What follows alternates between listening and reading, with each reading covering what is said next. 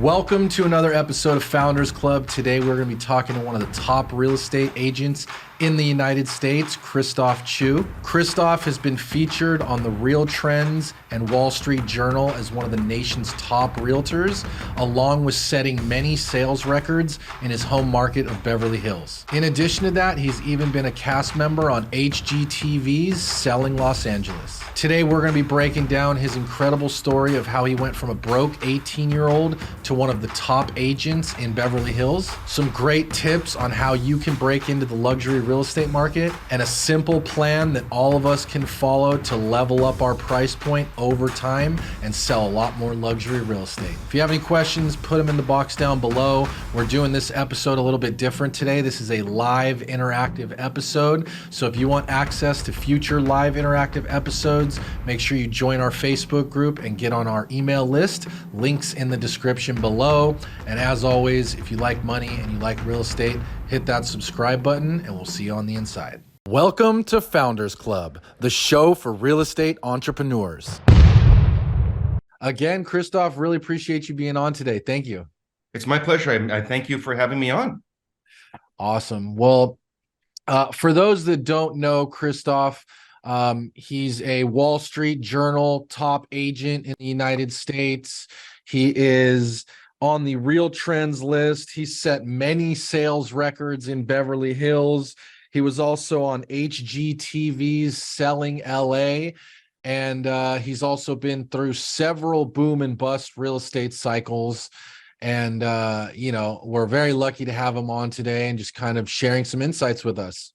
Exactly. Thank you for the intro. So yeah, he's also a very humble guy, which I think is cool for someone of your success. You know, a lot of big egos out there, but you always seem really humble and just very pleasant. Look, we're all the same, whether you have this much money or that much money. We're all human beings. We all need to share kindness, love, respect, and prosperity to everyone around us. So thank you for that nice compliment. I appreciate that. Yeah, absolutely. So why don't we just start with kind of how you got into the game of real estate in the first place, and then we're going to walk a little through your journey and then get into the meat and potatoes of selling luxury real estate. Well, getting into real estate was really kind of a fluke. I was 17, maybe just turned 18 at that time. Yeah, I was just turning 18. And my wife now of 30 years, she and I were dating at the time. And I was a fashion model. I was traveling all around the world to Milan and France and Japan modeling, which was a lot of fun, certainly. But Nice. she didn't really like that. You know, I'm hanging out with all these beautiful models, going out to clubs all night long and all that stuff, gone for 2-3 months at a time. So I came back from a trip and she says to me, how about getting a more stable job? And I was 18 years old, young and dumb, right? And I said, well, what'd you have in mind? She said, how about real estate? So at 18 years old, I knew nothing about real estate, but my perception was, well, I could be my own boss. I can drive a fancy car. I can show pretty houses and make a lot of money. That's what I thought real estate was about. I had no clue that there were such things as inspections and appraisals and title issues and all of the myriad of drama we deal with. I had just no clue. So I was actually in Europe that summer modeling, and I took my home study course, came back, passed the test, and I was living with my family still at the time in Los Feliz area of LA. And I went to the closest office near our house, which was a John Douglas office in Los Feliz. 18 years old, interviewed with the manager, Elizabeth Clark. I remember it very well. And she said, well, what is your goal? I said, I want to make $1 million a year and drive a Rolls Royce. So she cut the interview kind of short. She says, you know what? I just don't think you're the right fit for the office. And I was kind of devastated. I'm like, why wouldn't they hire me? So I went to the next closest office, which was John Douglas in Hancock Park.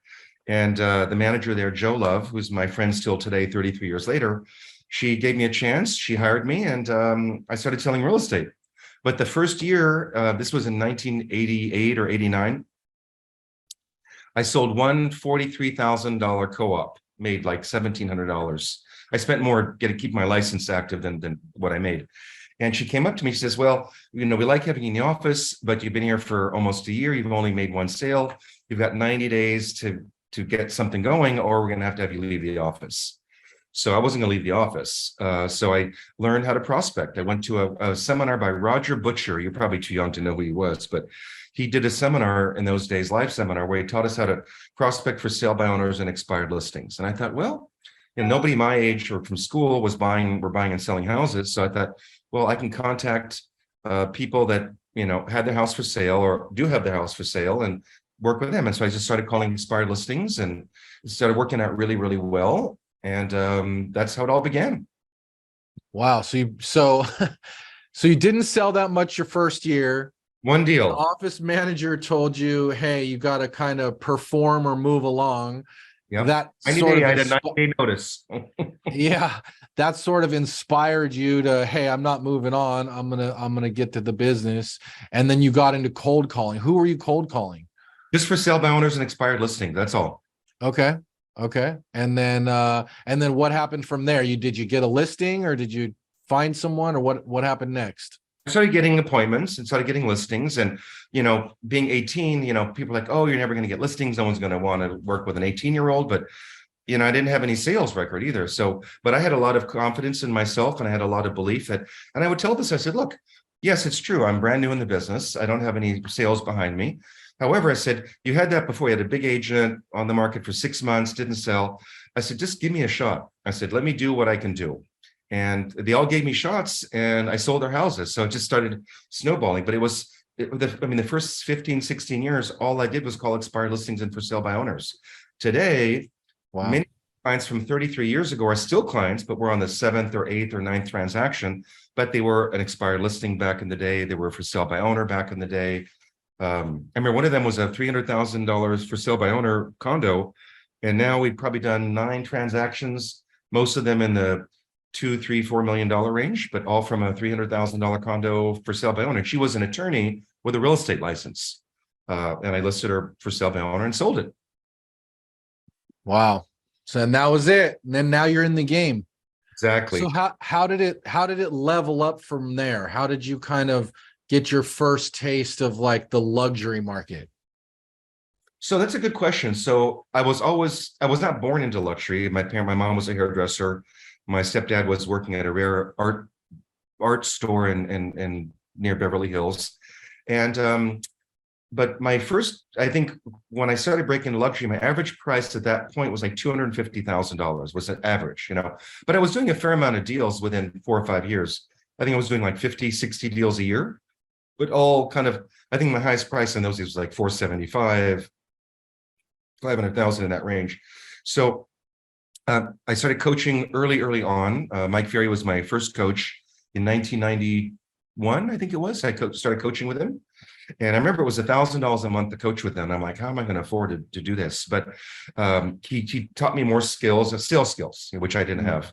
So I learned about prospecting more the right way, learning scripts and dialogues and all that kind of thing. And one of the things he said is, if you want to raise your price point, he says, when you're prospecting, so every year my price point would go up a little bit, from 200 to 220 to 250. So I would then no longer call and solicit expireds or sale by owners below that price point. Now, if they, the letters, but if they called me, fine, but I wasn't going after that. So if you were intentionally creeping your price point up through your prospecting efforts. Yes. And I realized at that point in time, maybe 8-10 years in that office, at that point in time, I think the highest price in Hancock Park was around $3 million. And I was not the top producer in the office, but one of the top 2 or 3 in the office. And I said to myself, I always wanted to be in Beverly Hills. So we'd come to parties here all the time. We'd hang out here, even though I lived in South Pasadena, which was way far east of both my office and where I wanted to be. But I just figured, okay, well, what can I do? So I became a training director for my office. And we were at a Mike Ferry management retreat with all the managers of Coldwell Banker. And we're sitting down. They're like, oh, the assistant manager said, why haven't you come to Beverly Hills to work? I said, well, I've always thought about it. I've just never done anything about it. So Betty Graham, the manager, said, why don't you come to my office on Friday to interview? So after the conference, I went. I sat with her. She said, would you like to come join the office? I said, absolutely. Went to my office, packed my bags, and literally moved that afternoon, and never regretted a single moment of that decision. So I at that point, I was the big fish in a little sea.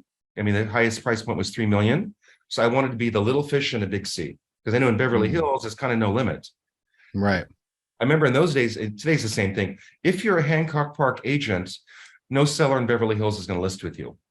But if you're a Beverly Hills agent, you can get listings and sell in Hancock Park all the time. We just sold 7 million in Hancock Park. A lot of buyers, maybe 30-40% of the buyers come from Beverly Hills agents to Hancock Park. So I just had a vision and a plan and did what I have to do to make the move to make it happen. I think that's really important. What you just brought up there is you had the vision and the plan, right? Like getting into the luxury side of the business isn't a fluke. It's very intentional. It's a process, and I want to kind of go through that process with you. So as you moved, transitioned from Hancock Park agent to Beverly Hills agent, you're still fairly young and relatively inexperienced at this point. Well, I or think had you been doing more transactions by then? 10 years into it, I'd probably done maybe 200, 300 transactions. So I was pretty experienced by that point in time. Gotcha. Okay, cool. So you paid your dues, and then started creeping your price point up. Now let's fast forward to kind of like the last couple years. Obviously, the pandemic market was a crazy market. Now it's kind of shifted a lot. And so I'm curious as to how you've shifted your business to adapt to the current market. Well, so interesting enough, so our luxury market, you're in the San Diego area, so it's very similar, but our luxury market here in the west side of LA starts at 5 million. So I just did my little graph yesterday, which I haven't, can't really see it, but I didn't know anyways. I haven't posted it yet, but basically in the 5 million plus range, we're down 38% number of sales. 10 million plus, we're down 39%, 20 million, we're down 36%, 30 million, we're down 39%, and 40 million, we're down 50%. So, I mean, we all know the inventory is down at its lowest level in many, many years, right? And a lot of sellers that have mortgages they got in the last, before the big changes in mortgages, anybody under 3%, they're very reluctant to sell their house with a 2.5, 2.8% mortgage and buy another house today and pay double, triple the property taxes and now have double the mortgage payment, right? So that's been a challenge. But no matter what the market is, I've been through several crashes. There are always people that have to buy and sell. There's deaths, Right. there's babies, there's downsizing, there's all sorts of things that cause people to move. So I don't read the headlines. I don't watch the news. I don't care what's going on. I mean, I need to know what's going on, but you just got to find the ones that want to do something, period. And how are you doing that in today's market? Luckily, I have, 33 years of past client base as well. Lots of referrals because I do a lot on social media. So I'd say maybe 25-30% of our business is referrals from agents all over the world. I meet them in person. We follow each other on social media. They see my posts. And then, my whole social media concept is they have to remember 4 things. Christophe Choo, Beverly Hills, luxury and real estate. That's all they have to remember. I like that. Posting stuff every day it's just a quick little couple times a day. Oh, Christophe, LA, luxury, real estate, boom. So that's past client sphere, a lot of socializing. And just go back to the luxury market. So part of how that happened. So our honeymoon cruise in 1993, my wife and I went on a very expensive luxury cruise in Europe for 2 weeks. We stayed for, I think, 5 days in Hotel de Paris in Monte Carlo, and then stayed 4 or 5 days in Rome at the Grand Hotel in Rome. And we met a couple on this cruise ship from Beverly Hills. 1,100 people. We met the one couple from Beverly Hills, became friends. And when I physically moved my office to Beverly Hills, within a month or so, she called me out of the blue and said, I have a friend that wants to sell this 24-unit condo building. If they own the building, they wanted to do it. So anyways, I took the listing. They actually decided to lease the 24 units. I was a leasing agent for 6 years on that building. But at that time, it was like 5,000 to 10,000 a month rentals. But I was making 150, 200,000 a year just on rentals from this building, but I would meet clients. So from that one luxury cruise, which cost me a quarter of my income in 1993, I've made over $2.5 million in 30 years from that one cruise, from this one to that one. It's like a chain of people you meet. So, so I want to go to a couple things you just said there. One of which, and this is something I've heard from a lot of people that are in the luxury space, is that they are very strategic about getting deals from like things like a vacation, or they will intentionally, pay the difference to fly first class so that they can network with the people in first class, or they will intentionally put their kids into a private school, and they don't look at it as, oh, I'm paying the money for my kids to get private school. They're looking at more like, I'm paying for access to this network of all the other people that are, paying the big bucks to put their kids in private school. So can you elaborate on that a little bit? Because this is something I've heard from a lot of people that are, in the higher end of the real estate space. Absolutely. So first of all, you have to have an inner belief to do this stuff. So it was 1993. We were going on our honeymoon cruise, and that particular cruise with the trip to Europe was like $65,000 back in 93, which was a huge amount of money. But when I booked the cruise, and I always said that, I said this to my wife, my wife at the time, still my wife, I said, I don't mind working all year long to have 3 weeks of the real life doing this trip. So we did the trip. And when I booked it and paid for it, I thought to myself, I just knew somehow I'd make money from that cruise. I just knew it. It was a big expense, but I just knew I would meet the people. I didn't really know exactly how, but so even this summer, we did a 3-week trip in Europe again, did almost the same itinerary from Rome, Portofino, the whole, French and Italian coast. But this particular trip, I did go look at property specifically for 2 clients. I made sure to meet agent friends in Rome, in Forte dei Marmi, in Monte Carlo, because now, I'm established in business, and I have a lot of clients that do like to buy in the south of France. So absolutely, but I'm very intentional about where I go, where I only stay at the best 5-6-star hotels, and it's a fortune, yes, but you got to spend money to make money to be in luxury, period. I remember, we saw a lot of friends in Europe this summer on our trip, but one of the funniest stories, we were at, have you been to Monte Carlo before? I have. Beautiful place. So, the Casino Square, there's the Hotel de Paris, which is the hotel and the casino. So in the Hotel de Paris is Alain Ducasse's restaurant called Louis XV, which is one of the most beautiful restaurants in the world. And he's, one of the world's finest chefs. So we always go there for dinner or lunch. So we put together a lunch for like 9 people or 6 people one of the days in Monte Carlo, friends from Monte Carlo and from Europe. And so we're sitting at lunch, and I'm, my phone's ringing and texting. So I said, excuse me, I got up from the table and I looked at the phone. It says, hey, Christophe, it's so-and-so. It says, my dad wants you to come today and list our house on Rodeo Drive in Beverly Hills. I'm like, dang, I'm in Monte Carlo, right? So I texted him back. I said, I'm so sorry. I'd love to come today, but I'm back on Tuesday, but I'm in Monte Carlo. Didn't hear back. And then a few minutes later, he says, turn around and look behind you in the lobby. Past client was sitting in the lobby with his dad, and that's why he texted me, is it like kind of like a joke, So we were at the Hotel du Cap in Antibes, and Josh Flagg is there, Tracy Tudor's there, 6 other friends from Beverly Hills were all there, and 2 of them I knew were going to be there, but the other were just sitting having lunch with another group of friends that came from London and from Dubai, and then all of a sudden the friend past client walks in, hey, Christophe, what are you doing here? I'm like, what are you doing here? So, if you want to make the money, you got to spend the money to be in those circles with those kind of people. Then they think, well, Christophe knows people we know. Oh, Christophe goes to places we go. Oh, well, he'll know the right buyer for our house because, he's in that world of that luxury buyer pool.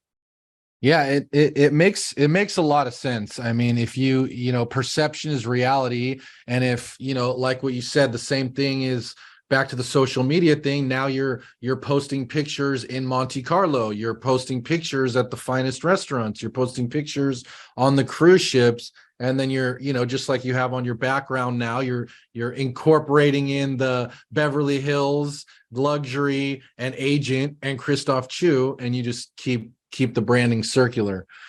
I've been in 15 years now, the social media world, Yeah, and I definitely want to get into that a little bit. But one of the other things I heard you say that I think is a really great idea is that when you're doing these, trips or everywhere you go, you're very intentional about connecting with other agents, because that's another great way, especially other luxury agents. Now, if you create a referral relationship, a lot of these luxury buyers, they don't own one house, right? They own 3, 4, 5, 6 houses, many houses all over the world.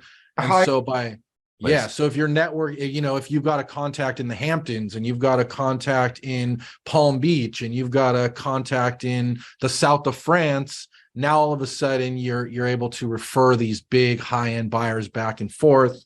And we all know that, referrals are the best types of lead to get. Well, I will say this: I'm very lucky that I'm half French, half Korean. My mom came from the south of France. She was a poor country girl. My dad came from South Korea. He came here in 1961. He was one of the founders of Koreatown, 1961, with $500 in his pocket and started businesses. So I don't speak Korean, but I speak French. I speak Spanish, and I speak some Italian.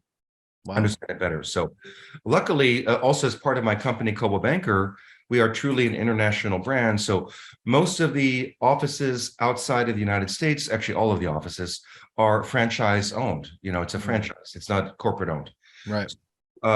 Because of my social media, starting that 16, 17 years ago, I speak at all of our Coldwell Banker international conferences as a main stage speaker or a breakout session. So when I started going to those conferences, 12, 13 years ago, I started meeting all of the broker owner, franchise owners of the foreign countries, like my friend Ron Vanda that owned France, Switzerland, Belgium, and Monaco. My friend Roberto, he owns Italy.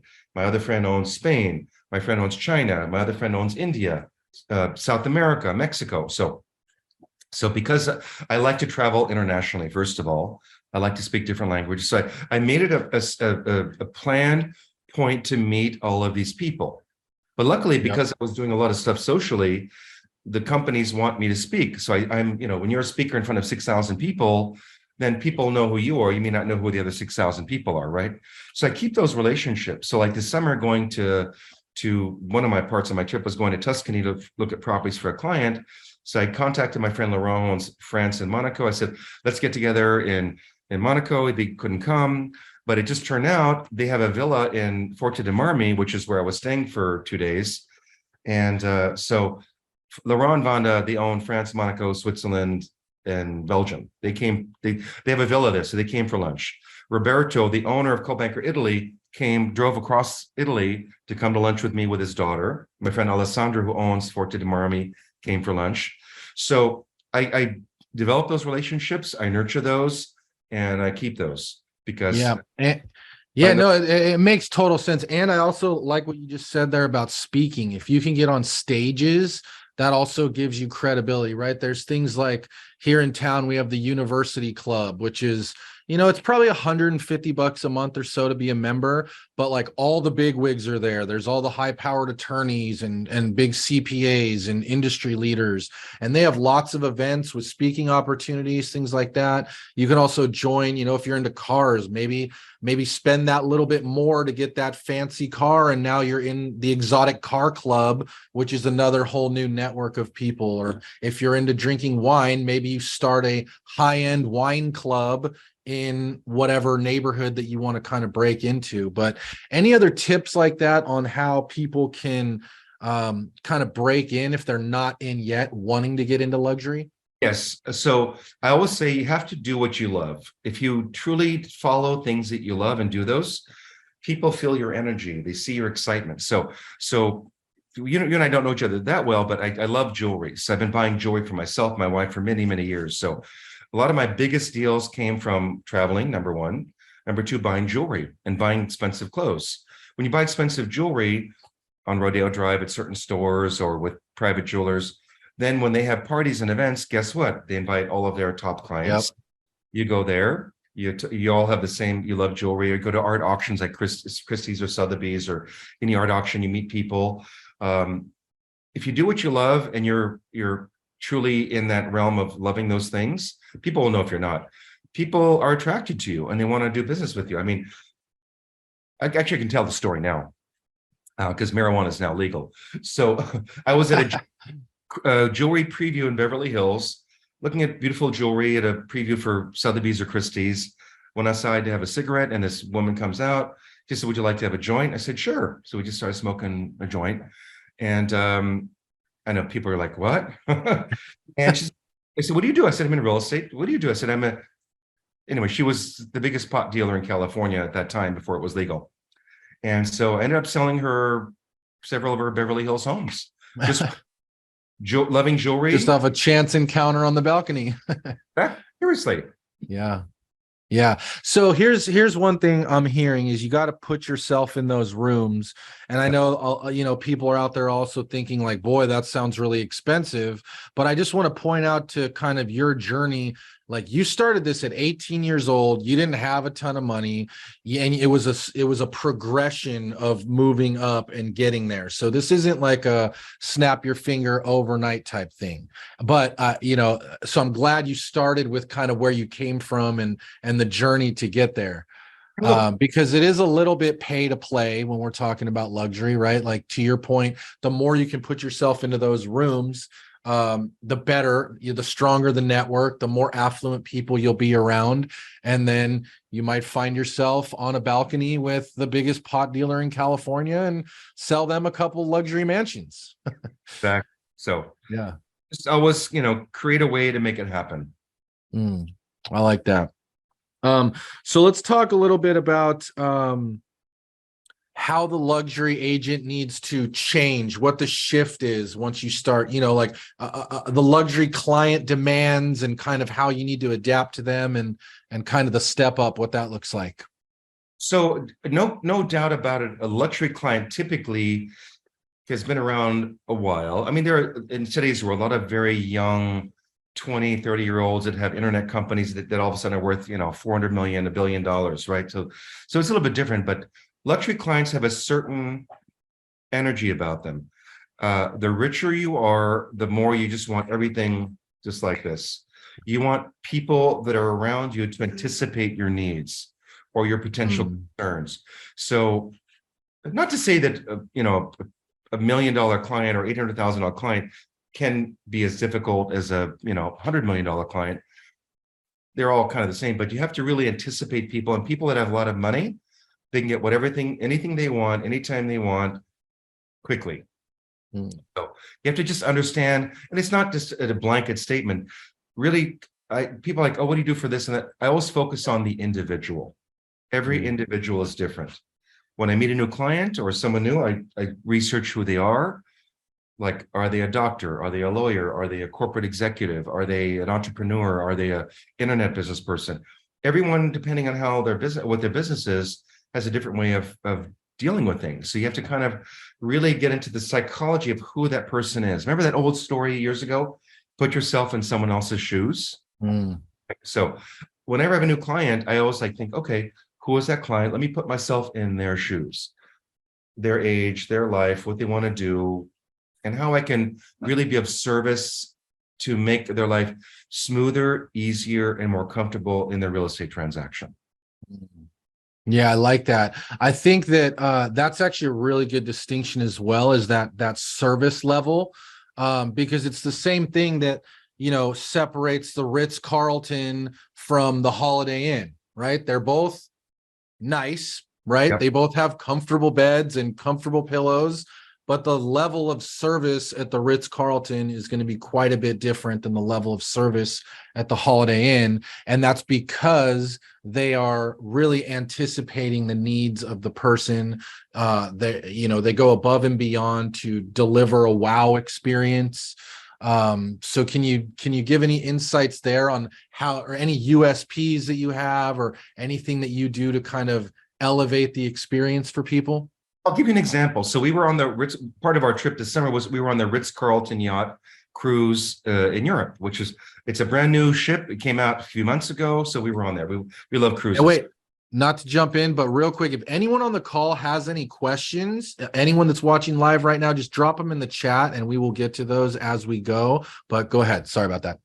So we went to the Hotel du Cap in Antibes for lunch. with friends and all that. And somehow I left my very expensive prescription sunglasses, I think either in the car with the driver, or to get back to the ship, which is, we got to go from the hotel to the ship and all that stuff. And I'm on the ship like, where are my sunglasses? So I'm like, oh, I don't want to get in a car and drive, 20 minutes to the hotel and all that stuff. So the concierge says, what's the matter, Mr. Choo? I said, well, I left my sunglasses, I think, either in the car or in the. Said, don't worry about it. Let me take care of it. So she called the car and driver because they arranged it for the ship. She called the hotel. It was at the hotel. She arranged for a messenger to go pick it up. So an hour and a half later, the glasses were on my desk at the ship. It cost me $100 to get them, but it's cheaper than buying a new pair for sure. And I didn't have to do it. I didn't have to get in the car and deal with the stress. I just was relaxing, champagne. She just took care of it. She saw in my face I was stressed out coming off the boat, but coming back on the boat. And she's like, what's the matter, Mr. Choo? And I said, I think this and that. Let me see what I can do. And that's what I always say. Let me see what I can do. Yeah. One thing that's really important, just a little side note, you go to restaurants all the time and you ask for something and they bring it to you and they'll say, oh, no problem, right? They'll say no problem, but that's not the right way to go. I will say, it's my pleasure. We're happy to be of service. We'll take care of it for you. But when you say no problem, it means no, which is negative, and problem, right? So even though That's a good distinction. 9 out of 10 waiters at every restaurant, I'll say, oh, thank you. Oh, no problem. Instead of saying, it's my pleasure. My pleasure. Honor. We're happy to take care of you. It's a totally different subconscious concept of that interaction between people. Yeah, totally agree. And it's a very easy shift for us to make on our end, right? We can easily shift from no problem to my pleasure, which I agree sounds a million times better. Well, I used to always say no problem all the time. So after realizing that, and I try to change that. So I was trying to find it right now, but I give it to my assistant, a little typed up sheet of, you don't say no problem. These are the 7 options of how to, I had a little post-it note on my computer for like 7 months, just because you have to, it takes 90 days to train your brain, right? So I would, I'd be like, no, it's my pleasure. My pleasure. Service. Yeah. And we love to take care of you, so. I love that. That's good. And back to the distinction, between those luxury buyers and just trying to anticipate their needs is I think a great tip, because it sounds simple, but it's not easy, right? You really have to go above and beyond. You have to deliver an extra level of care, right? Like they're used to that gold standard of service. And actually, speaking of, there's a great book by the Ritz-Carlton called The Gold Standard, which basically breaks down their entire concept of service and going above and beyond for people, which I think is a great read for anybody in real estate, especially if you're looking to kind of break into that luxury mark. I'm running because I want to read that book. Yeah, no, it's a great book. The Gold Standard. So back to, I want to make this really valuable for everybody and just kind of, you kind of outlined your journey. If you were coaching an agent right now that was maybe newer or maybe has experience, but maybe feeling a little bit stuck on kind of breaking through, breaking upwards, what advice would you give them? Well, first of all, get over your feeling stuck and get over your worries and fear. If you're living in worries, fears, and being stuck and the negativity, that's your world. So you have to be focusing on what you can do. What are your opportunities? Where are the opportunities in your market specifically? Take time to study it, but I don't give any energy to negativity. I mean, negativity happens in life. Look at our businesses, ups and downs all day long. Mm-hmm. I can either fix it, take care of it, or let it go. So they just have to figure out what do they need to do to forward their lives. But if you don't have like written personal goals, business goals that you focus on, then you're focusing on whatever's being thrown at you. And in today's world, there's so much negative news all the time. It's just awful stuff. So just on the beauty, the joy, the gratitude. Look, we should all focus. When you focus on gratitude of where you are, look, we're alive. That's something to be grateful for. We have our families. We have a home. a bed. I mean, I do affirmations every day, but you have to really focus on the gratitudes, not Mm, negatives, and then more wonderful things will come to you. I like that. Yeah, that's good advice. Um, And then I want to circle back to also something you said earlier in terms of like moving up and breaking into the next level. I think more expertise is required as you move up, in price point. And I noticed how quickly you knew your market stats and you knew your data. And I think that that's another really important tip for people to take away is that difference of like knowing how many homes sold, knowing how much less inventory there is, knowing our prices appreciating or depreciating in that particular neighborhood or street or submarket, and being able to give that to the customers is huge as well. And again, guys, if you have any questions, just drop them in the chat. I see a few coming in, but we're going to keep going. I mean, The what's the first question when people know you're in real estate at a party? What's the first? How's the market? Right. That's the Yep. first. Yeah.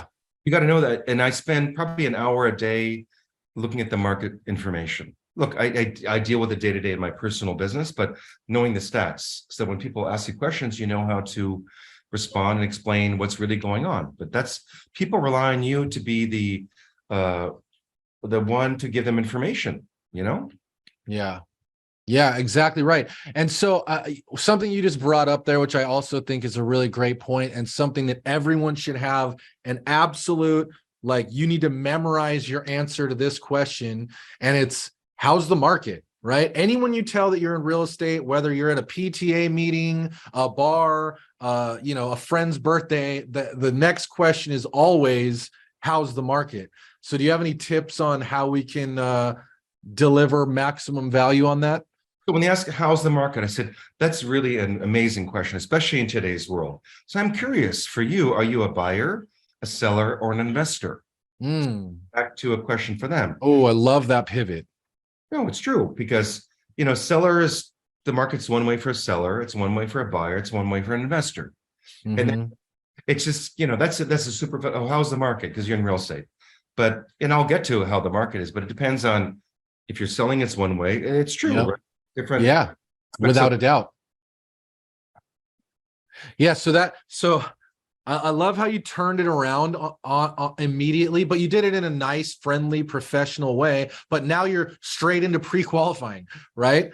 And if they push back at all, it's like, well, it depends, right? It depends on if you're looking to buy or if you're looking to sell or if you're looking as an investor. And depending on what your answer is, now I can give you the best answer.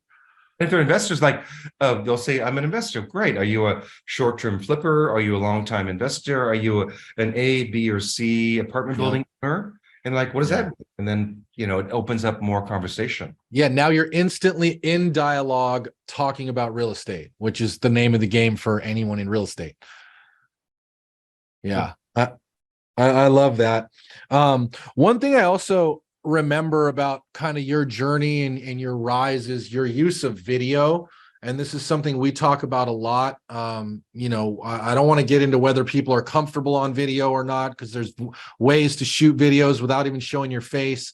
But I am curious, how you used video to grow your business and kind of leveraged it to do more deals and get your name and brand out there.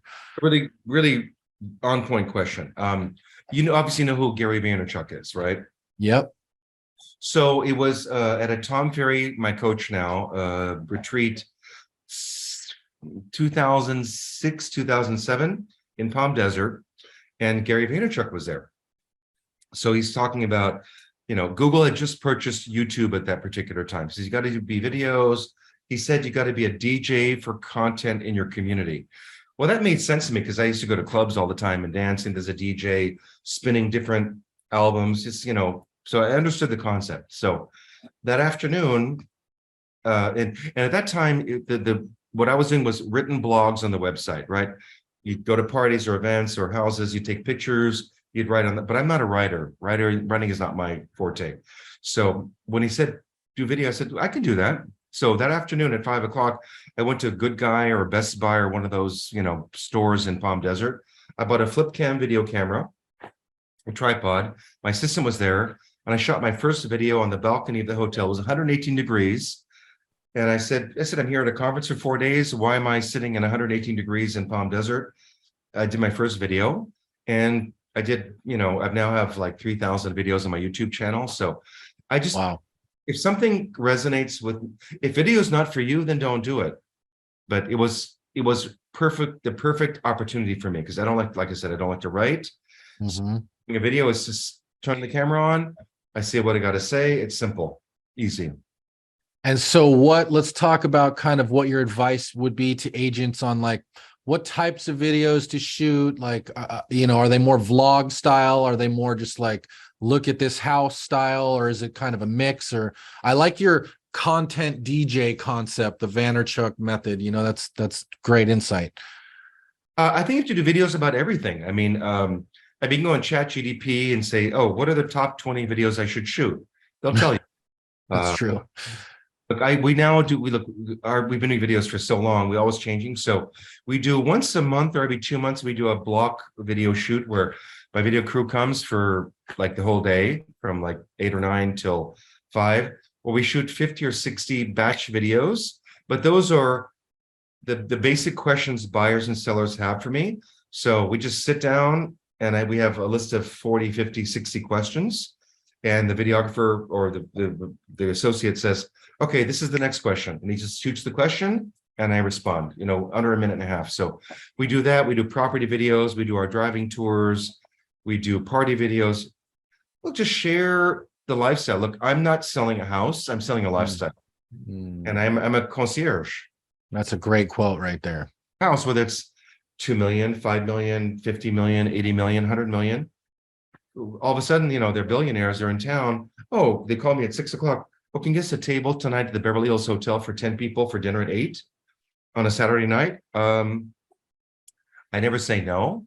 I said, let me see what I can do. I never say no. Right. I can do. Although I don't think it's going to happen, but I'll call the people and they're like, we can't do 8, we can do 8:15. So again, no does not exist in the world of luxury. They don't want to hear no. Oh, I love that. No does not exist in the world of luxury. That's a great quote right there. Let me see what I can do. Let me see what I can do. My pleasure. Yeah. And if it doesn't happen, I did my best. Yeah. I called my contacts. Tonight's the Academy Awards night, whatever. They can't commit you, but I can get you here. So. Yep. No, that's a really great point. I like that a lot. So if you were to, let's say you moved to, another fancy area, right? You moved to the Hamptons and you had to start all over again. What would you start doing to rebuild your business? Well, first of all, I would not do that. Number one. But I've had a lot of friends that have done that. They've like, oh, I'm going to switch to this market. I would say 8 out of 10 within 2 years, they're back to the original market. Okay. Imagine the cost and expense to do that. First of all, I don't mind change. I'll adapt with change, but I don't particularly enjoy change. So for me, like to leave Beverly Hills and go to Palm Beach or go to New York, or my wife was like, let's go move to Dubai. To leave 33 years of my relationships to move to, I'm sure it'd be fine, but the first couple of years would be really tough. I'm sure about that. Well, that's the wrong affirmation. I would say the first couple of years probably would be not what I would expect. Right. I like that. I like that shift there as well. Have to move. You have to move the situations. That's different. But people. And what I'm really hearing there too is the power of your relationship capital. Yeah. You're basically saying I've invested so much time and energy into building this network in this area that it wouldn't make sense for me to ever move. But I think the takeaway for everyone is putting in that time and energy to build that network and build those relationships, especially in those higher end settings, is kind of the key to breaking into the luxury market. I know if I moved to Monte Carlo and we looked at apartments in Monte Carlo to buy, it would take me a year or two, but I could definitely do a huge business in Monte Carlo or Dubai. But I don't want to do that. Look, I'm 55 years old. I don't want to go through all that change and stress and all that stuff. So, but if someone wants to do it, hey, you just set a plan, set a goal, really think it through very thoroughly, and really prepare yourself. Yeah.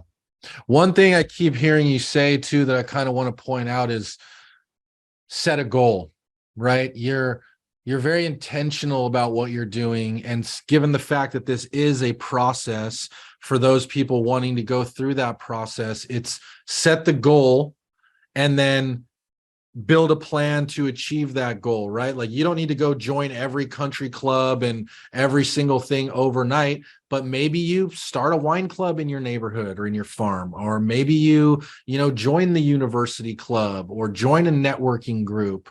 But I like the theme that I'm hearing from you is that you're big on setting goals, and I'd like to just talk about how you do that and how you use it to keep moving forward, stay positive, stay motivated, all that.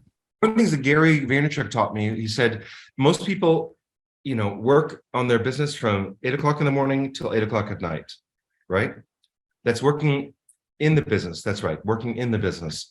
But he says from 8 o'clock at night till midnight, work on your business, right? It's two different things, meaning planning, preparing, goals.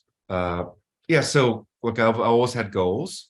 I do affirmations every single morning, 9 o'clock in the morning, every day of Monday through Friday with friends, where we're talking to each other with our affirmations.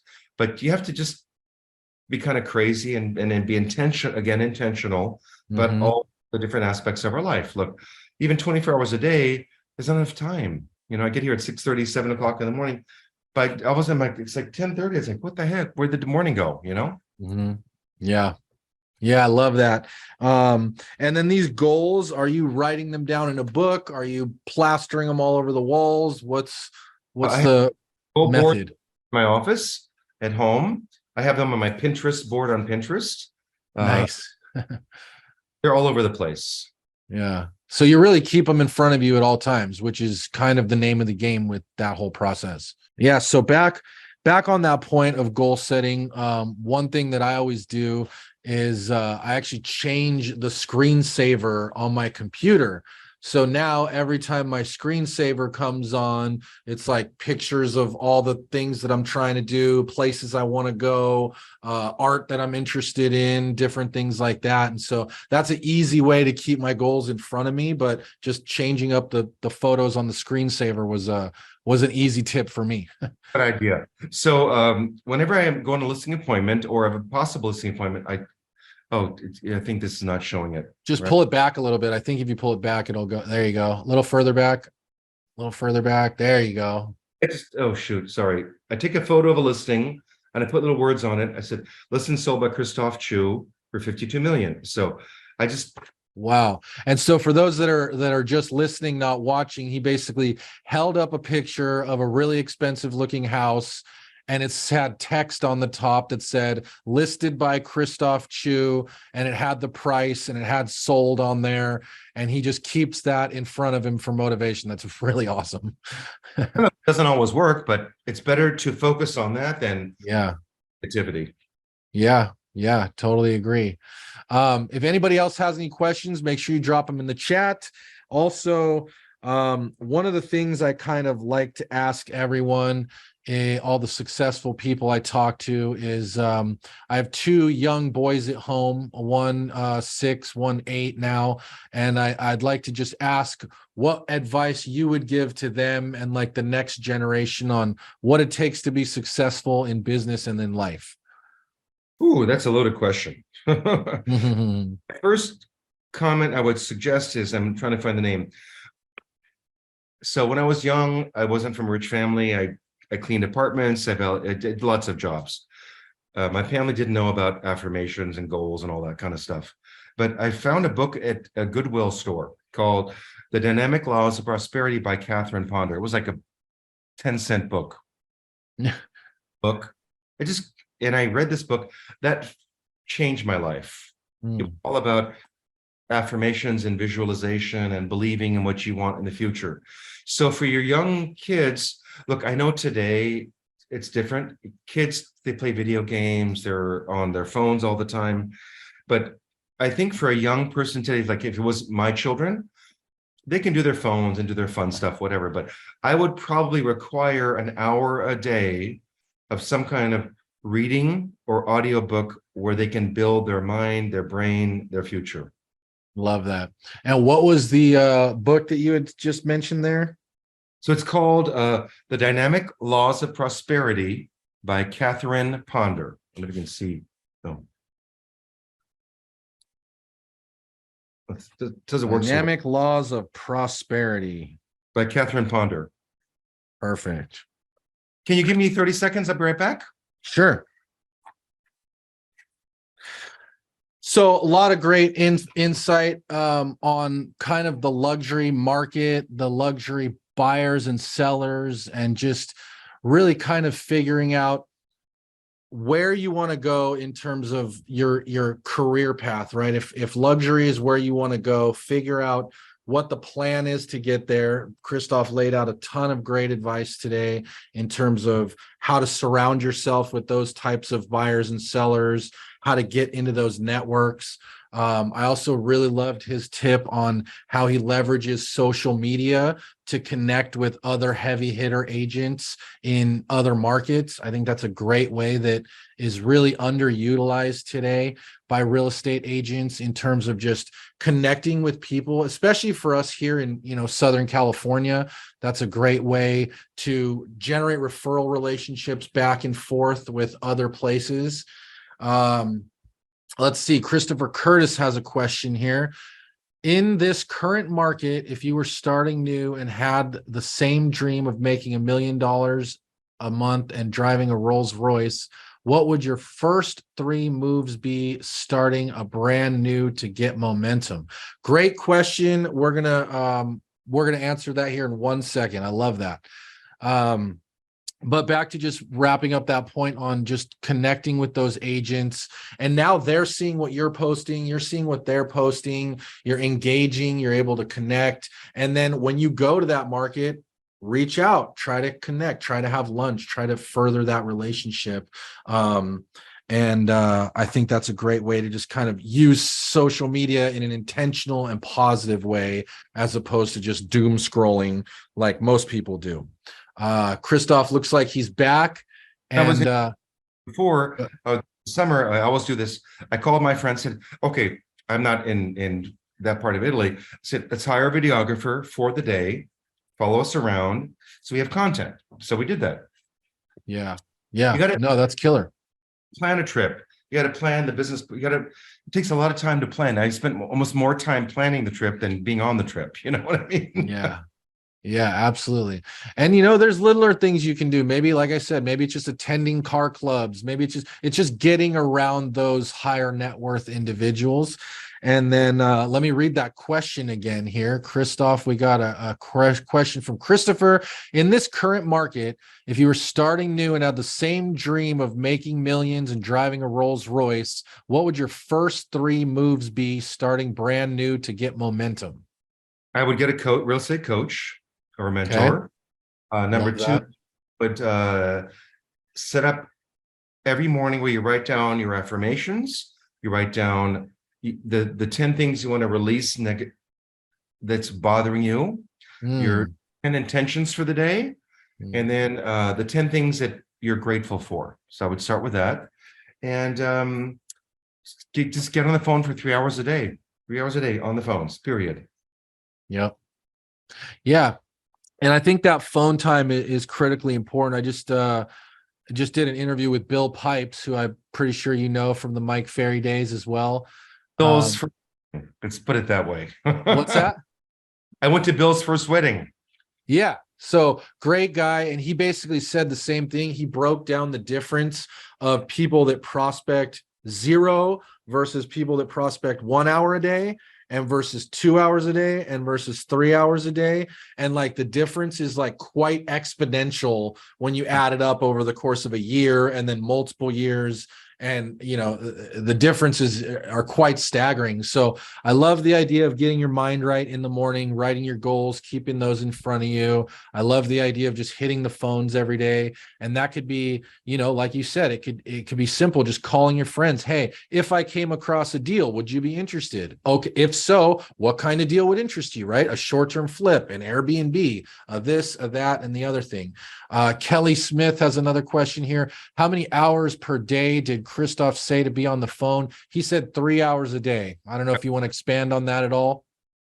Basically, when I did, I mean, I don't do it now, but it would be from, you have to have a break in between. So like 8 to 8:50, then 10-minute break, 9 to 9:50, but 3 hours a day. If you're brand new, you got to spend 3 hours a day on the phones.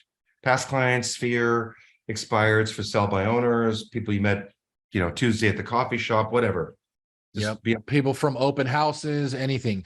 And then another good tip, just for those newer people, is find agents in your office that are more experienced, that have a big database, that aren't prospecting as much, and just say, hey, do you mind if I prospect your old clients and see if I can generate a deal, and I'll give you a 25% referral fee, or work out some sort of a relationship like that. And there's literally an unlimited source of prospecting. Concept. I like that. Awesome. Looks like we got another question. Kelly just said, I'm averaging 3 hours a day, so I'm on the right track. Awesome. Keep it up, Kelly. Yeah. Cool. Yeah. Let us know how that goes. Also, one question I like to kind of ask as well is this is more of a synopsis question. In 60 seconds or less, what would you say is the key at being an elite luxury real estate agent? Okay. Believe in yourself. Take time to build yourself up with affirmations, work on your goals, your plans, your dreams. Focus on the positivity in life.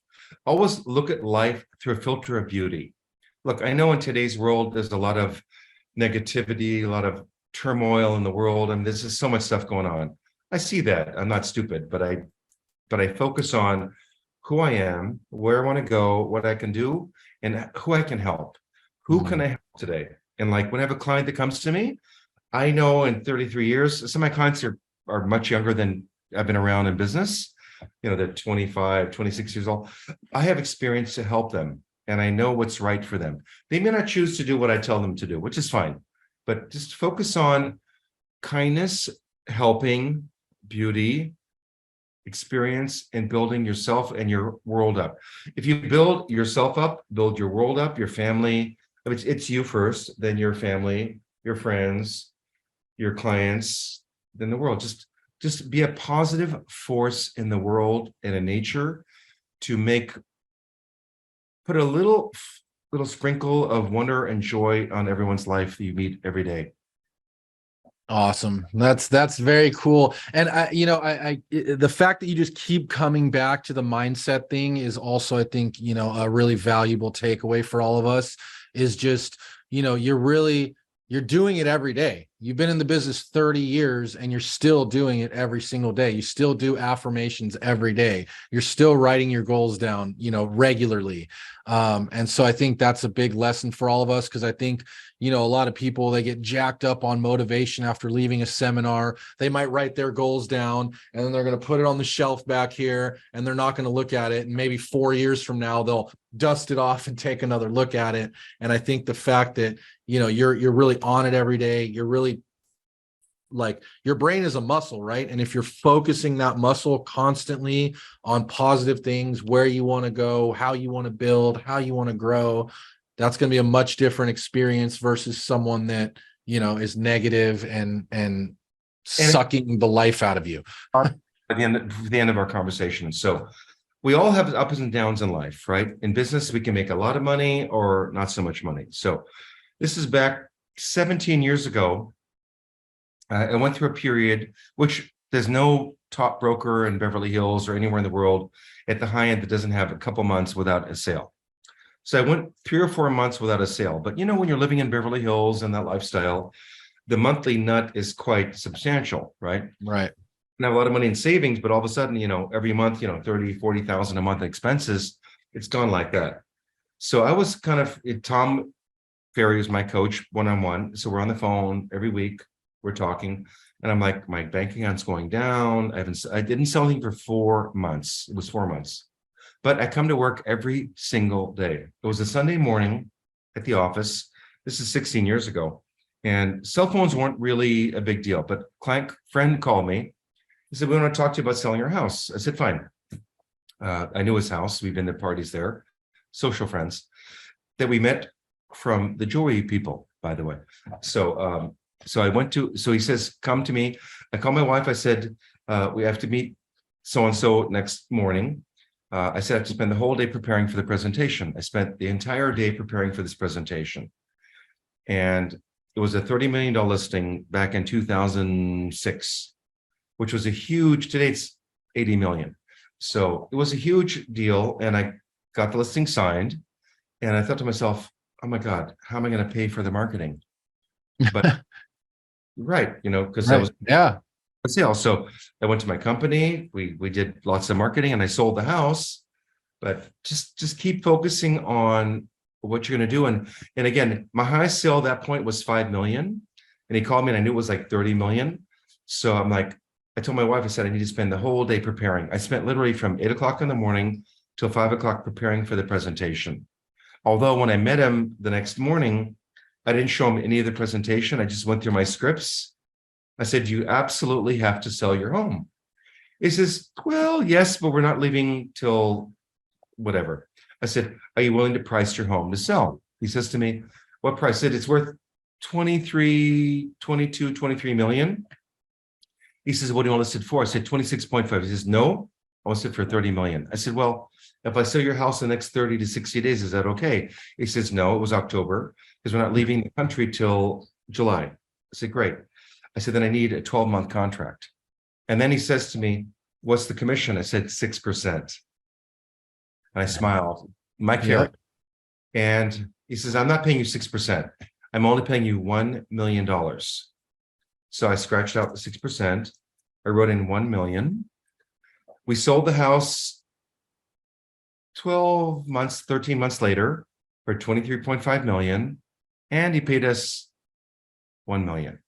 That's what he wanted. So we did it. Yeah. Not a bad day at the office. Yeah. No, that's awesome. Let's see a couple more questions before we wrap up here, if that's all right. This one's from Jermaine.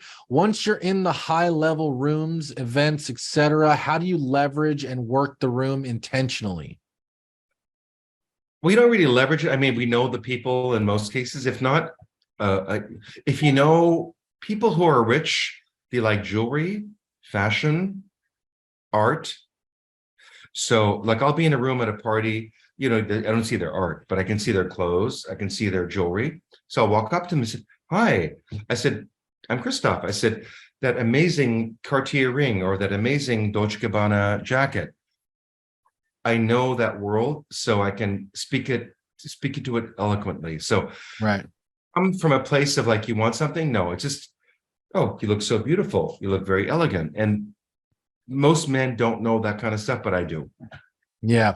And for those of you that do want to learn more, I recommend Rob Report. It's just a magazine that comes out every month. It's nothing but luxury stuff, jewelry, watches, cars, art. And if you just flip through that once a month, you'll get a real, you'll learn the game pretty quick. And then in addition to that, I would just say, I don't know that it's really about like working the room per se, but I think it's more about just getting in those conversations about real estate, right? So walk up, introduce yourself, have the conversation. If you can notice something that they're wearing or driving or whatever, that's extra bonus points, but just introduce yourself. And again, as you say, I'm in real estate, 99% of the time, they're going to ask you, how's the market? And now you're in dialogue talking about real estate. So that's how I would, quote unquote, work the rooms. So I don't work saying I'm a real estate agent. I work the room by saying, look, if I have to feel it, they're pretty, they've got a beautiful dress or beautiful jewelry. I just make the compliment. Right. Yep. Exactly. Make it natural. just kind of chat with people like you normally would. And then, as soon as you start mentioning you're in real estate, just have your answers ready. I like your skull vodka bottle, by the way, behind. Oh, thank you. This guy right here. That was a gift. Harold just says, no question, but really good interview. Thank you for this. Guys, let's all give Christophe Choo a virtual round of applause. Give him some love in the comments. Give him a thumbs up, a high five, some likes. For people that want to connect with you, Christophe, how can they find you? So my name's pretty simple. It's Christophe Choo. I'm on every platform on the world, Google, everywhere. So but friend me, follow me. Yeah, check it out. Honestly, guys, that's another great way to learn. Is just follow him, see what he's doing, see what he's posting, see how he's interacting, see who he's connected with. I mean, you could literally probably go on his friends list and start researching who his friends are and things like that. So, I bought yeah. Yeah, no problem. Appreciate you again. Guys, for future shows, just get on. Links are in the description. And as always, if you like money and you like real estate, hit that subscribe button. Yvette says thank you. Jermaine says great interview. Thank you. Getting a lot of love, Christophe. Really appreciate you. And we'll see you on the next one.